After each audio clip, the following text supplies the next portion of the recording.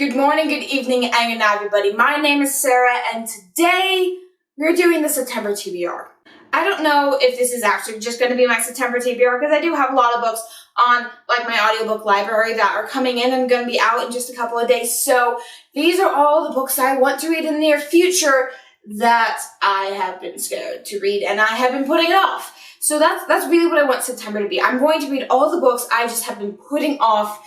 Well, okay, September and October. But I'm just like, I need to get them off my shelf, because the longer they sit there, the more likely I am to not read them. And at what point is my TBR shelf just going to be all the books I don't want to read? I don't want that to happen. So sooner or later this has to happen, and might as well be now. So with that all being said, let's dive on in. Let's start with the most obvious, the one I've had for the longest amount of time now, out of all of these, and that is Meddling Kids. This is a Scooby-Doo retelling that I've been putting off since, I think it's been 2 years now that I've owned this book and have not read it, which for a lot of people on BookTube isn't that long of a time, but for me, that was before I started this channel. I owned this book, so I need to read it eventually. I've been putting it off just because I heard mixed reviews, and again, it goes back to that everything box thing, where it's like, I'm worried the humor would just get stale. It was really good and really exciting for the first half, but after that, it just felt so repetitive and bland and boring, and it just kept doing the same things for no reason. I feel like, I was explaining this to one of my friends, and they're like, well, yeah, that's the Scooby-Doo formula. It's the same things over and over again. And I'm so concerned that that's what this book is going to be. It would just put me off from it. So I've been putting off reading Meddling Kids. This is probably going to be one of the first books I pick up just to get it over with. It's probably going to be, if I don't fall in love with it, it's going to be a DNF real quick. And that's what I'm worried most of these books will end up as. But if that's the way it's going to be, that's the way it's going to be. I don't know how quickly I'm going to get to this one. It might be one of the ones I put off more towards October, but it's Dark Days Club. This book takes place when King George III is ruling London, and our main character should be living the high society life, worried about gowns and balls and societal events, but instead she's working her way into the underworld, dealing with people that she should not be dealing with. I believe there's a murder plot or a murder suspect in here somewhere. Not entirely sure. It's kind of one of my longer books on this TBR. It looks really pretty, it seems really interesting, but at the same time, I'm like, do I want to read it? I've been putting off reading it, so again, this might wait until October. It's one of the bigger books, so I might put it off for later, just for the sake of, my own health, because I have a lot of stuff going on the next few weeks. I am going to die very quickly, so this might be put off until after that. Next up, I just have a bunch of books, all by the same author. I have no idea why I just bought them all at once. That's really not my thing to do. But that's all the books by Rosie M. Hogg, I believe is how you pronounce the name. This person does apparently really good retellings. I believe this one is Little Red Riding Hood. This one is Sleeping Beauty?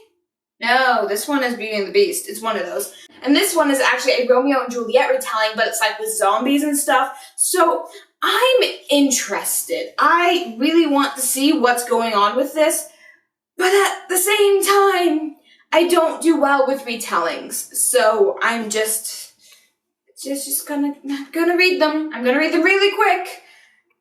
Maybe, who knows? Who knows? Next up, we have a book I really didn't buy too long ago. In fact, it's one of my more recent purchases out of all of these books I'm mentioning.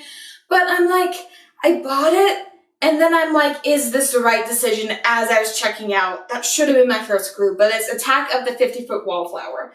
I am intrigued by this. I really am. And it's a short book, and I love this color purple, and I think it's so interesting. And then there's the author note inside, which is Dear Rando Reader, which I think is so cute. And it has really cool, chapter beginnings and stuff, and it seems so interesting, but I keep, I see it on my shelf, and I always pick a different book.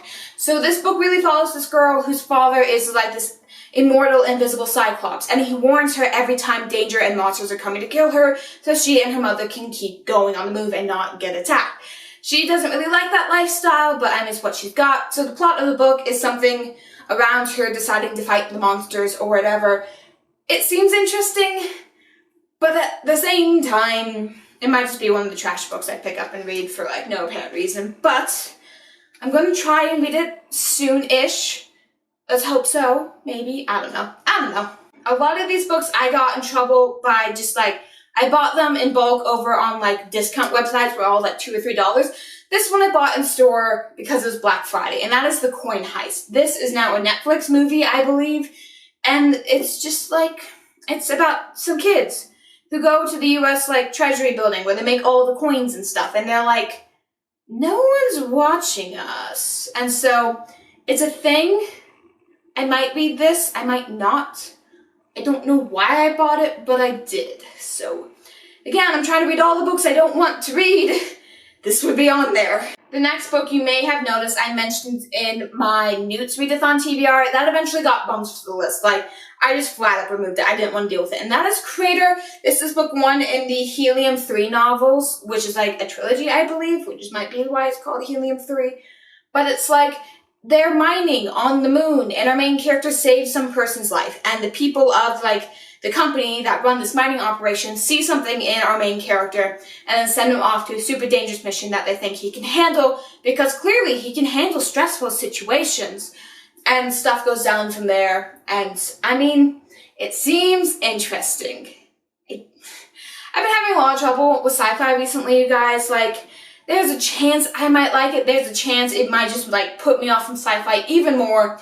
So I've been putting it off, but really, I just need to get to it. Next book is Scarlet. This, I believe, is a Robin Hood retelling. I have heard absolutely horrible things about this. I've heard the romance is awful and abusive, and there's a love triangle, and it's just, it centers so much around that romance, the main plot apparently gets lost. I've heard so many bad things about this. At this point, I just want to read it to know if all those horrible things are as bad as people are saying. Like, I'm not even expecting a decent read out of this. I just need to know at this point why everyone's saying it's so bad. The next book, again, I was putting off because I wasn't hearing the greatest things about it, and it's Warcross. It wasn't so much I haven't been hearing great things about this, I haven't been hearing great things about the series that it is a part of. This is book 1 in what I believe might be a duology. I think it's a trilogy though. Book 2 apparently is just not good, and I don't want to start a series knowing that I'm not going to get the ending that everyone thinks this book deserves. And so I'm really hoping that it might be worth something. This book deals with a person who does sort of online bounty hunting. She tracks down people who are doing things illegally in games and brings them in for quick cash and stuff. Unfortunately, one night she accidentally glitches herself into fame and glory, and she can't bring herself to admit that she actually didn't deserve that title. And this whole plot revolves around her being whisked away to this world where it's everyone's oh, you're the best. Oh, can you teach me? You're one of the best video game players around. And she doesn't deserve it. And in fact, it was one of her jobs beforehand to catch people who were doing the things that she's now doing. So that seems really interesting. The problem is I have not had good luck with video game stories.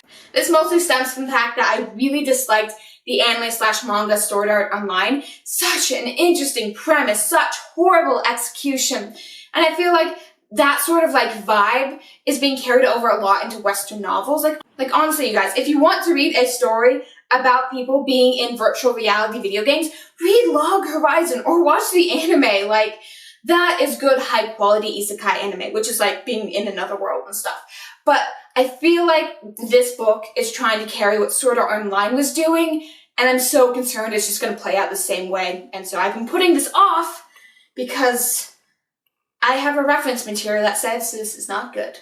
The next book I bought, I didn't quite understand the plot, and that is The Coldest Girl in Cold Town. I thought this was about zombies. I was wrong. It's about vampires, which I'm not sure how I made that mistake. But there's apparently this town that is segregated into the living and the undead. And our main character gets tossed into the undead one day. So, this seems interesting. This might be a Halloween read just for the atmosphere. It's kind of one of the longer ones, not really, but it's it seems like it would take time. And I don't want to commit time to a story that I'm not even sure I would like. And I'm just, I don't know. The next book I do want to read fairly quickly, and I don't it's been kind of an accident I keep putting it off, but I do, and so that's why it's on this list, and that is Chasing Embers. This book is kind of set in our world, but all the fantasy things are real, and our main character's job is to keep the fantasy hidden from the non-magical mortal people. It's kind of like the secret protectors of Harry Potter. Why am I forgetting their name? Oh well. But I'm just that seems really interesting. And I like the premise that not all stories are made up, because that is, I have a theory I'm working on right now, I'll explain to you guys later. But I'm just I love this idea. And I don't know why I haven't read it yet, but I haven't, so that's why it's on this list. I need to read it soon. The next book is also one of those video game things, and that is Insert Coin to Continue. This, again, follows the idea of Sword Art Online, where it's like you're living your life. You're like the best at all the video games until one day you wake up and you realize your life is a video game. And if your hit points hit 0, then you die. And that seems really interesting. And it's a middle grade, so it shouldn't be that horrible. I've had good luck with middle grade, but at the same time, I am scared.